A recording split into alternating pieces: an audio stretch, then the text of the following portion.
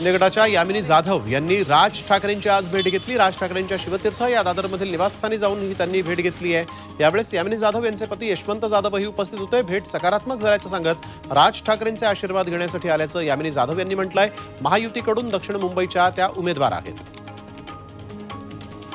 भाजपचे नेते प्रवीण दरेकर यांनी शिरूर मतदारसंघाचे महाविकास आघाडीचे उमेदवार अमोल कोल्हेंवर टीका केली। कोल्हेंनी 5 वर्षात काहीच काम केलं नाही तर जनता कोल्हेंना कवडी मोल करेल अशा शब्दात दरेकरांनी कोल्हेंवर निशाणा साधलाय। शिरूर तालुक्यातील नावरा इथल्या जाहीर सभेमध्ये त्यांनी कोल्हेंवर घणाघात केला। आणि मग जर अमोल कोल्हे कल्याण लोकसभा मतदारसंघामध्ये उमेदवार कोण हे ठरत नव्हतं आणि जेव्हा ठरलं तेव्हा त्यांच्यावर विश्वास नव्हता अशी परिस्थिती आली आहे असा टोला आमदार श्रीकांत शिंदेंनी उद्धव ठाकरेंना लगावलाय।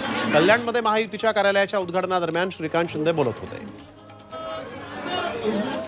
अरविंद केजरीवाल यांना कोर्टाने दिलासा दिलेला अमृत नोनी गॅस्ट्रिन अपचन ऍसिडिटी गॅस्ट्रबल ह्यापैकी तुम्हाला कुठलाही गॅस्ट्रिक प्रॉब्लेम झाला उपाय एकच अमृत नोनी गॅस्ट्रिन नाही। केजरीवालांच्या न्यायालयीन कोठडीत 20 मे पर्यंत वाढ करण्यात आली आहे। दिल्लीतील एव्हेन्यू कोर्टात केजरीवालांच्या जामीन अर्जावर आज सुनावणी पार पडली आणि यावेळी कोर्टानं केजरीवालांची न्यायालयीन कोठडी 20 मे पर्यंत वाढवली। या सुनावणीसाठी अरविंद केजरीवाल व्हिडिओ कॉन्फरन्सिंगद्वारे उपस्थित होते।